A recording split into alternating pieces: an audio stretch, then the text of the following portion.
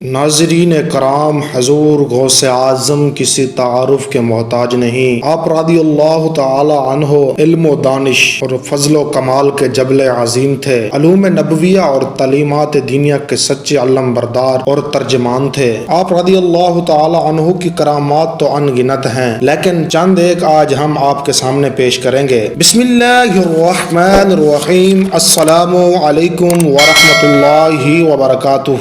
سامعین کرام، میں امید کرتا ہوں سب خیریت سے ہوں گے۔ سامعین کرام، حضور غوث پاک رضی اللہ تعالی عنہ کا ذکر شریف سننے سے پہلے میری آپ سے چھوٹی سی گزارش ہے، میرے چینل کو سبسکرائب کر لیجئے اور ساتھ ہی بیل آئیکن کا بٹن دبا دیجئے۔ حضرت غوث پاک کی پوری زندگی صبر و استقامات سے عبارت ہے، خصوصاً آپ کے تعلیمی ادوائر بڑے صبر آزما تھے۔ طالب علمی کے سلسلے میں بیشتر اوقات بھوکا رہنا پڑتا، پھر بھی پائے استقلال میں لرزش نہ آتی۔ آپ بڑی ہی متانت اور سنجیدگی کے ساتھ حصول علم میں مشغول رہتے اور ریاضت و مجاہدہ میں کبھی کمی نہ آنے دیتے۔ جیسا کہ ہم نے پیچھے 18 قسطوں میں آپ کی ہسٹری بیان کی ہے، اگر کسی بھائی نے نہیں دیکھی تو میں نے بائیو میں بھی لنک لگا دیا ہے، جا کر ہمارے چینل پر دیکھ سکتا ہے۔ ابو بکر تمیمی بیان کرتے ہیں، حضرت شیخ نے مجھ سے یہ واقعہ بیان کیا کہ قیام بغداد کے دوران مجھ پر ایک سخت وقت گزرا کہ میں نے چند روز تک کچھ نہ کھایا، حتیٰ کہ شدت بھوک سے ایک دریا کے کنارے آیا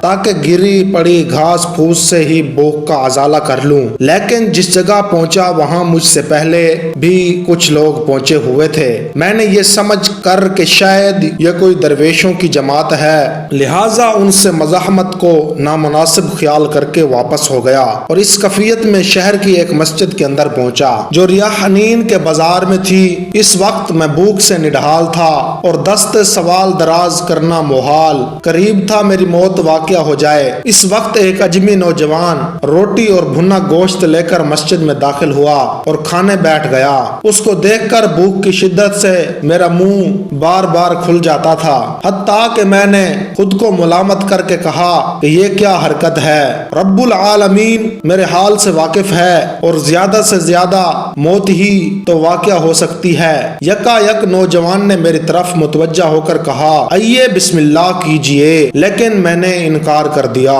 پھر جب اس نے بہت اصرار کیا تو مجبوراً کھانے میں شریک ہو گیا۔ اس نوجوان نے پوچھا، آپ کا کیا شعبہ ہے، آپ کا کیا مشغلہ ہے؟ میں نے کہا، علم فقہ حاصل کر رہا ہوں۔ جب میں نے اس شخص کے بارے میں معلوم کیا تو اس نے بتایا، میں جیلان کا باشندہ ہوں اور عبد القادر کی تلاش میں آیا ہوں۔ میں نے اس کو بتایا کہ میں ہی عبد القادر ہوں تو اس کے چہرے کا رنگ پھیکا پڑ گیا اور اس نے کہا، خدا کی قسم، جس وقت میں آپ کی تلاش میں بغداد پہنچا ہوں تو میرے پاس صرف 3 یوم کا خرچہ باقی رہ گیا تھا۔ جب کسی سے بھی آپ کا پتہ معلوم نہ ہو سکا اور میرے اوپر 3 یوم ایسے گزرے کہ میرے پاس کھانا خریدنے کو بھی سوائے اس رقم کے جو آپ کے لیے میرے پاس تھی کچھ باقی نہ رہا، اور مزید 3 یوم گزرنے کے بعد میری حالت ایسی ہو گئی جہاں شریعت مردار تک کھانے کی اجازت دے دیتی ہے، تو میں نے آپ کی رقم میں سے یہ روٹی سالن خرید لیا، لہٰذا یہ آپ ہی کا مال ہے،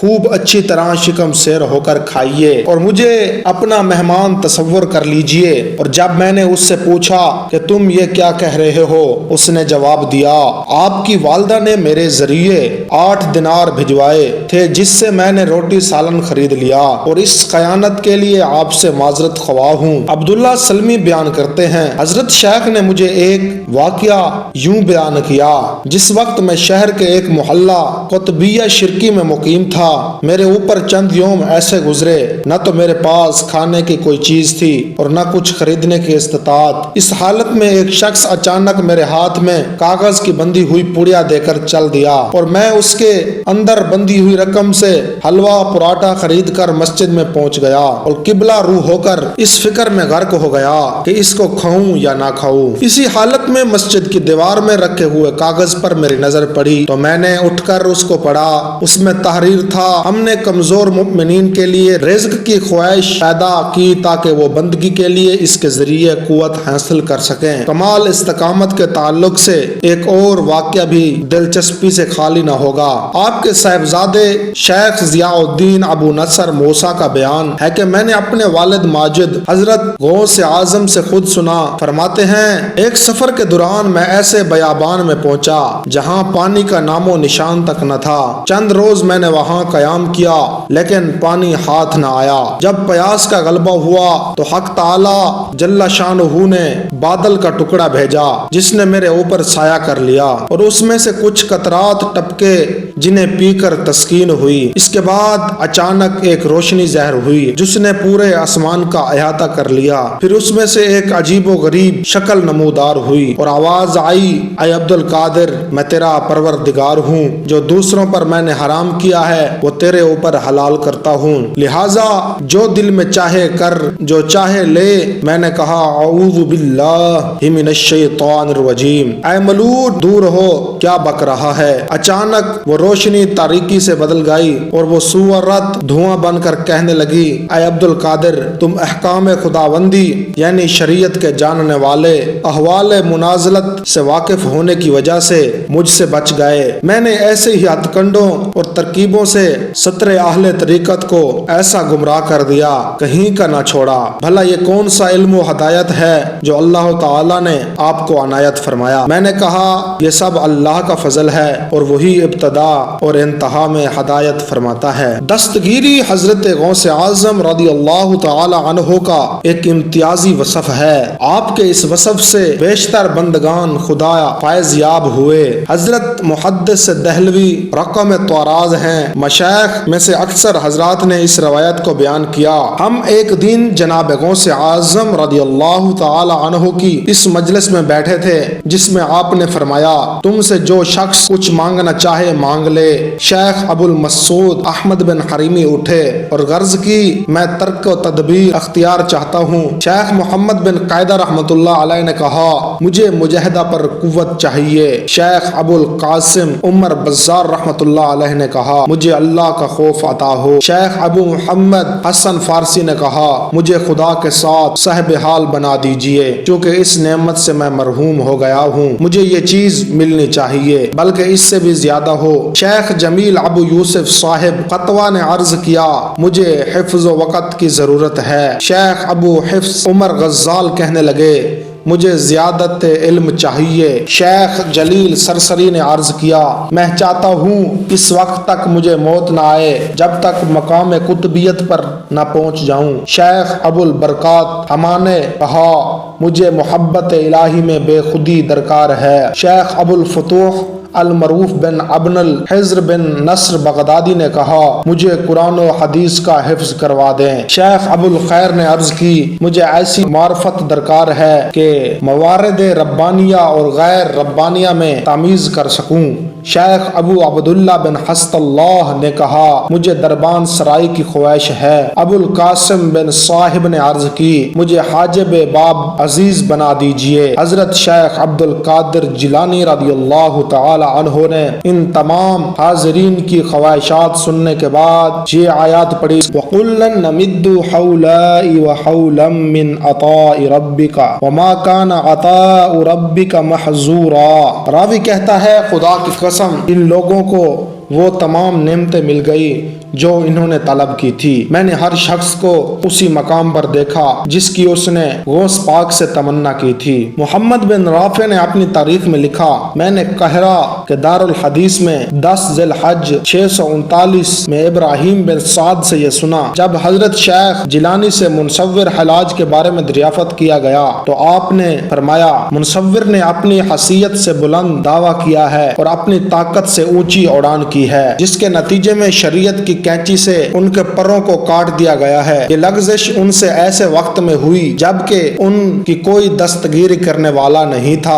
اگر میں اس وقت ہوتا تو ضرور ان کی دستگیری کرتا، جس طرح میں اس وقت اپنے فیض و صحبت یافتہ مرید و متصل کی لغزش کرنے والی سواری کی دستگیری کرتا ہوں اور تحشر دستگیری کرتا رہوں گا۔ حضرت غوث جیلانی قدس سرہ کی کرامات مغویہ بے شمار ہیں، جن جن کا احسن اس مختصر سے مضمون میں مشکل ہے۔ کچھ کرامات ہم نے پچھلی 18 قسطوں میں بیان کی ہیں، ایک دو آج آپ کے سامنے بیان کرتے ہیں۔ اور گزشتہ قصوں میں اس بات کی وضاحت ہو چکی ہے کہ کرامت حصی وہ شے ہے جو عام لوگوں کی سمجھ میں آئے۔ حضرت غوث اعظم رضی اللہ تعالی عنہ کی اس طرح کی کرامتیں بے شمار ہیں۔ معتبر کتابوں میں جن کرامات کا تذکرہ ہے ان کا احاطہ مشکل عمر ہے۔ چند کرامات ہم پہلے بیان کر چکے ہیں اور آج ایک کرامات آپ کے سامنے بیان کرتے ہیں اور چند ایک آگے بیان کریں گے انشاءاللہ۔ ہمارے ساتھ آپ جڑے رہیں۔ ابو سعید احمد بن علی بغدادی ازدی کہتے ہیں 530 ہجری کا واقعہ ہے، میری بیٹی فاطمہ ایک روز چھت پر چڑھی اور وہاں سے غائب ہو گئی۔ اس وقت وہ 16 سال کی تھی،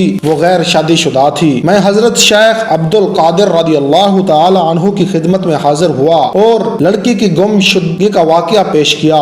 آپ نے فرمایا آج کی رات تم کرخ کے جنگل میں چلے جاؤ، 5ویں ٹیلے کے پاس جا کر بیٹھو، زمین پر اپنے ارد گرد ایک دائرہ کھینچ لو اور خط کھینچنے کے وقت بسم اللہ الرحمن الرحیم پڑھنا اور یہ نیت کرنا کہ یہ دائرہ شیخ عبد القادر کی طرف سے قائم کر رہا ہوں۔ جب تھوڑی رات گزرے گی تو تمہارے پاس سے مختلف صورتوں میں جنوں کا گزر ہوگا، تم ان سے خوف زدہ نہ ہونا۔ جب صبح ہو جائے گی تو ان کا بادشاہ تمہارے پاس ایک لشکر کے ساتھ آئے گا، تم سے تمہارا مطلب پوچھے گا، تم کہہ دینا کہ مجھے عبد القادر نے تمہارے پاس بھیجا ہے۔ اس کے بعد اپنی لڑکی کا واقعہ بیان کرنا۔ ابو سعید کہتے ہیں شیخ کے حسب الحکم میں نے عمل کیا، کچھ دیر پر ڈرونی شکل کی صورت گزری لیکن کسی میں یہ مجال نہ تھی کہ اس دائرے کے قریب آئے جس میں میں تھا۔ وہ صورتیں رات بھر گروہ در گروہ آتی رہی حتیٰ کہ ان کا بادشاہ گھوڑے پر سوار ہو کر آیا، اس کے ساتھ ایک لشکر تھا۔ وہ آ کر دائرے کے پاس کھڑا ہو گیا اور کہنے لگا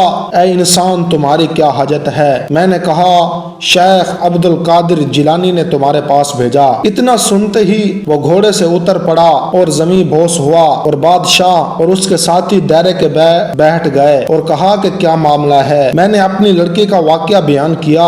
اس نے اپنے ساتھیوں سے پوچھا کہ یہ کام کس نے کیا ہے؟ انہوں نے اس واقعے سے لا علمی کا اظہار کیا۔ تھوڑی دیر بعد ایک چینی جن حاضر کیا گیا جس کے ساتھ وہ لڑکی تھی۔ اس سے پوچھا گیا تجھے کس چیز نے اس امر پر ابھارا ہے؟ کتب کی رکاب کے نیچے چوری کی۔ اس نے کہا میں نے اس کو دیکھا اور اس کی محبت میں گرفتار ہو گیا۔ بادشاہ نے حکم دیا اس کی گردن اڑا دی جائے اور لڑکی میرے حوالے کر دی۔ میں نے کہا شیخ عبد القادر جیلانی فرما بردار میں نے آپ جیسا نہیں دیکھا۔ اس نے کہا ہاں بے شک، وہ اپنے گھر بیٹھے ہم جنوں کو دیکھتے ہیں، حالانکہ دور دراز کے باشندے ہوتے ہیں، وہ دیکھتے ہی اپنے مکانوں کی طرف آپ کی ہیبت کی وجہ سے بھاگ جاتے ہیں، اور خدا تعالی جب کسی کتب کو مقرر کرتا ہے تو تمام جن و انس پر اسے غلبہ دے دیتا ہے۔ دوستان محترم، اس قسط کا یہیں پر اختتام ہوا۔ ملتے ہیں قسط نمبر 20 میں۔ جس بھائی نے پچھلی 18 قسطیں نہیں دیکھی وہ جا کر دیکھ سکتا ہے، انشاءاللہ ضرور ملے گا۔ اور جس بھائی نے ہمارا چینل سبسکرائب نہیں کیا چینل سبسکرائب کر لیجئے گا، دعاؤں میں یاد رکھیے گا۔ اللہ تعالی ہم سب کا حامی و ناصر۔ والسلام۔